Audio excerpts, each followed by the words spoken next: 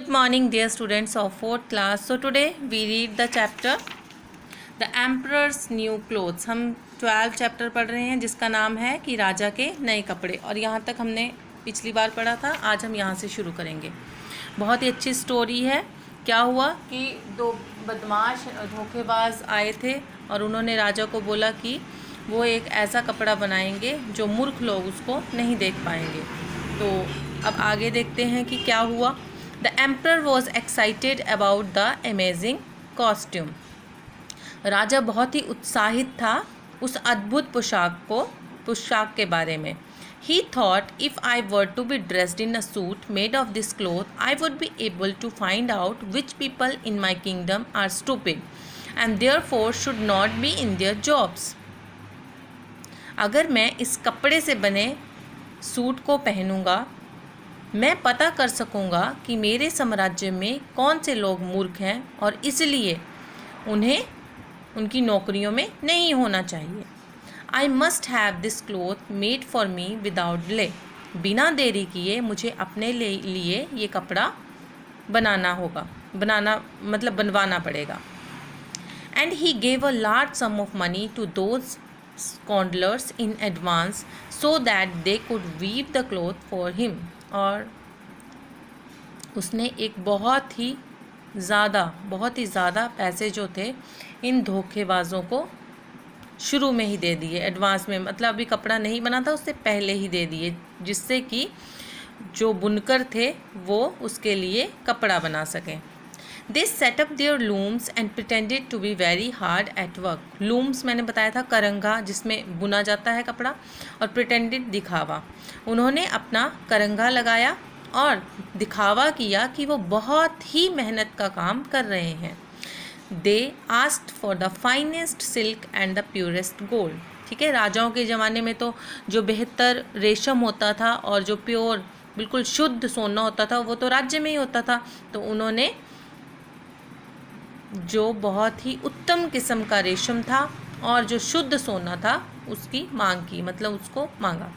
All the expensive material they got, जो भी उन्हें कीमती चीज़ें मिली, दे हिड अवे होता है छुपाना, उन्होंने उसे छुपा दिया। And worked at the empty loom still late at night, और उस खाली करंगे पर देर रात तक काम करते रहे।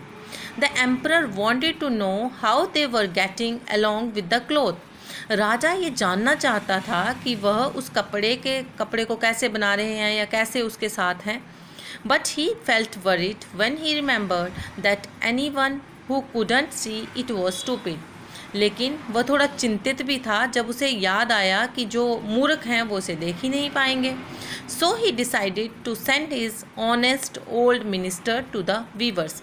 इसलिए उसने फैसला किया कि वह अपना ईमानदार जो बूढ़े मंत्री हैं उनको बुनकरों के पास भेजेंगे।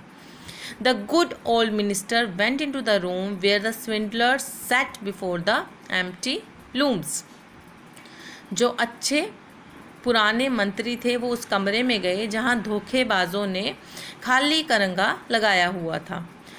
Goodness, thought the old minister opening his eyes wide. जब हम कोई हैरान हो जाते हैं ना तो माय गॉड, तो गुडनेस ऐसा मुंह से निकलता है, हे भगवान। ठीक है, तो उसके मुंह से, उस मंत्री के मुंह से भी यही निकला, हे भगवान। थॉट द ओल्ड, वो सिर्फ सोच रहा था पुराना मंत्री।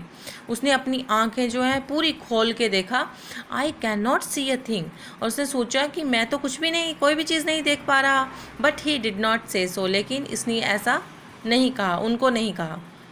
You aren't saying anything, said one of the swindlers while he pretended to be busy weaver. क्या आप कुछ नहीं कहेंगे? उनमें से एक धोखेबाज ने कहा जब वह बहुत ही व्यस्त बुनकर होने का दिखावा कर रहा था। Oh it is very beautiful, oh ये बहुत सुंदर है, replied the old minister looking through his glasses. जो पुराना मंत्री है उसने अपने चश्मों से देखते हुए उसे उत्तर दिया। ठीक है, तो देखो किस तरह ये दो धोखेबाज जो थे वो राजा को और पूरे मंत्रियों को बेवकूफ़ बना रहे थे, उसके बारे में ये स्टोरी थी। कैसे वो राजा के पास आए और उन्होंने ऐसे बोला कि हम ऐसा कपड़ा बनाएंगे जो मूर्ख लोग देख ही नहीं पाएंगे।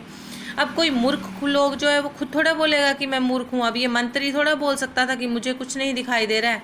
तब तो ये प्रूव हो जाना था कि ये क्या है, मूर्ख है, इसलिए इसने कुछ नहीं कहना ही बेहतर समझा। उसी तरह राजा जो है वो भी डर रहा था कि मैं कैसे जाऊं, अगर मुझे नहीं दिखेगा तो लोग मुझे भी मूर्ख समझेंगे। ठीक है, तो आज हम यहाँ तक पढ़ेंगे और फिर देखेंगे कि इस कहानी ये आगे कैसे बढ़ती है ये कहानी। Okay, that's it for today. Thank you and have a nice day students.